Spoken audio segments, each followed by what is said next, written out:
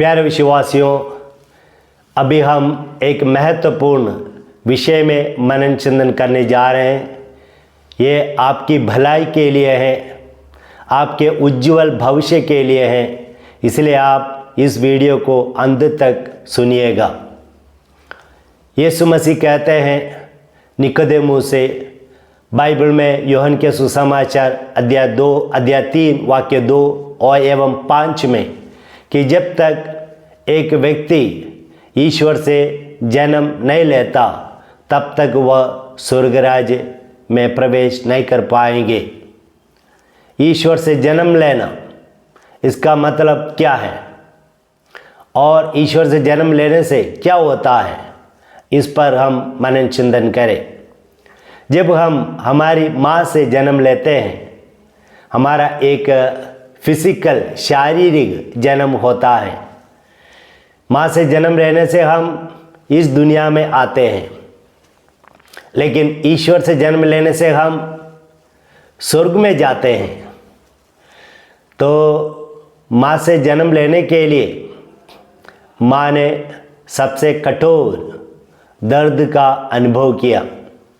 प्रसव पीड़ा इस दुनिया में सबसे दर्दनाक चीज़ है, प्रसव पीड़ा। तो वह प्रसव पीड़ा माँ सहन करने के कारण एक बच्चे का जन्म इस दुनिया में होता है। ठीक इसी प्रकार माँ की जो दर्द है वह शारीरिक दर्द है, लेकिन ईश्वर से जन्म लेने के लिए हमें एक आध्यात्मिक दर्द सहना पड़ेगा। ऐसे सहने वाले बिल्कुल ईश्वर के संतान जैसे बन जाएंगे। तो इसके लिए हमें खुद वह प्रसव पीड़ा लेना है। गलातियों के नाम संत पौलुस का पत्र अध्याय 4:19 में संत पौलुस कहते हैं, आप लोगों में प्रभु ईसा मसीह का स्वरूप आने के लिए मैं प्रसव पीड़ा का अनुभव करता हूँ।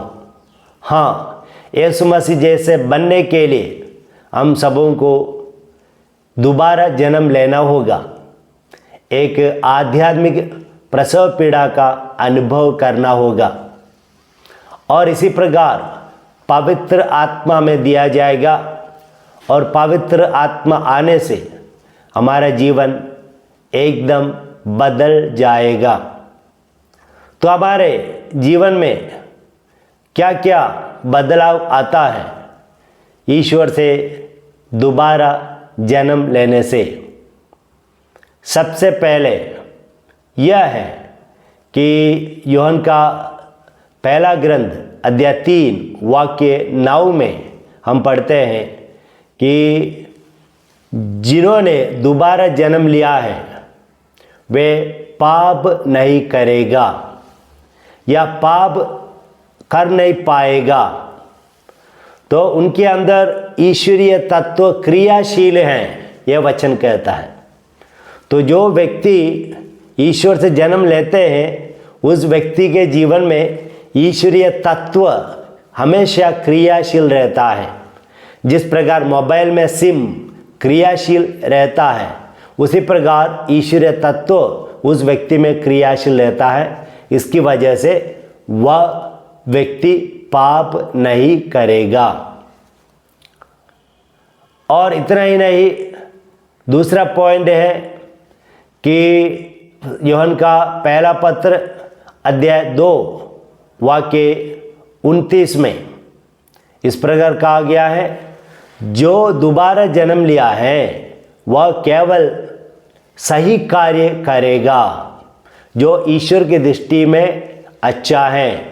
ईश्वर की इच्छा के अनुसार जीवन बिताएगा, सही काम कर पाएगा।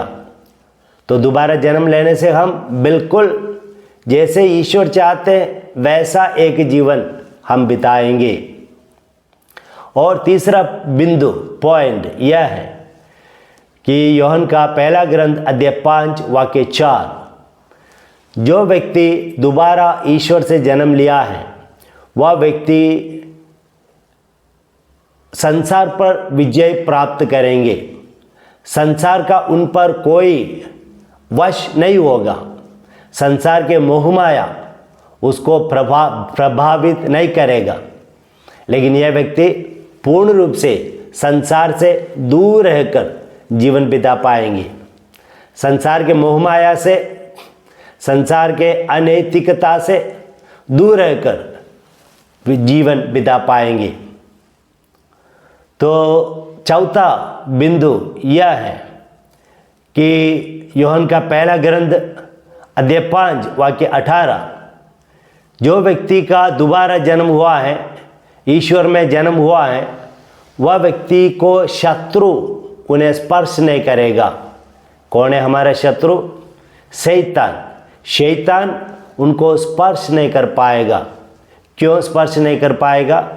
क्योंकि उस व्यक्ति के अंदर ईश्वरीय तत्व क्रियाशील हैं। तो इसलिए शैतान कुछ नहीं कर पाएगा। तो आप पूर्ण रूप से शैतान के षड्यंत्रों से मुक्त रहेंगे। तो इसलिए आपको दोबारा जन्म लेना होगा। और पांचवा बिंदु है, पॉइंट है, रोमियो के नाम संत पौलुस का पत्र अध्याय 8 वाक्य 23 में हम पढ़ते हैं, हमें हमारे शरीर के ऊपर एक अधिकार हमारा होगा। शरीर को वश में करने के लिए हमें पवित्र आत्मा से कृपा मिलेगी।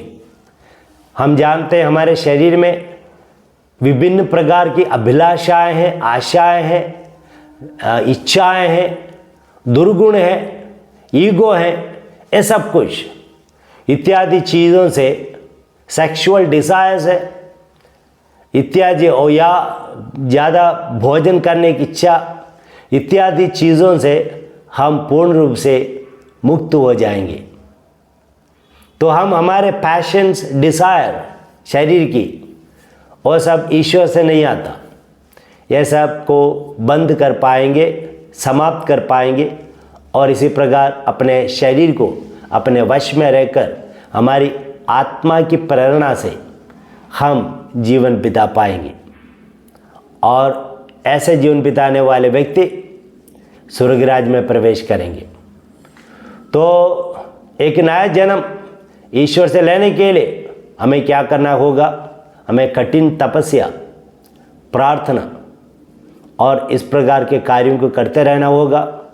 बार बार ईश्वर के द्वार पर खटखटाना होगा। ये मांगना होगा कि प्रभु मैं किसी भी हालत में एक नया जन्म प्राप्त करना चाहता हूँ। आध्यात्मिक रूप में एक नवीनीकरण मैं हासिल करना चाहता हूँ। अगर ये काम आप नहीं करेंगे, चाहे आप धनी क्यों ना हो इस दुनिया में, चाहे आप कितने भी डिग्री होल्डर क्यों ना हो, जितने कितने भी टैलेंट्स क्यों ना हो, आप स्वर्ग पहुंच नहीं पाएंगे। तो इसलिए आज से अगर आपने जन्म नहीं लिया है ईश्वर से, वह ईश्वर से जन्म लेने के लिए पूरा का पूरा प्रयास करे। वह प्रसव पीड़ा का अनुभव ले और उसी में गुजर कर आप एक नया जीवन बिता पाएंगे। आमीन।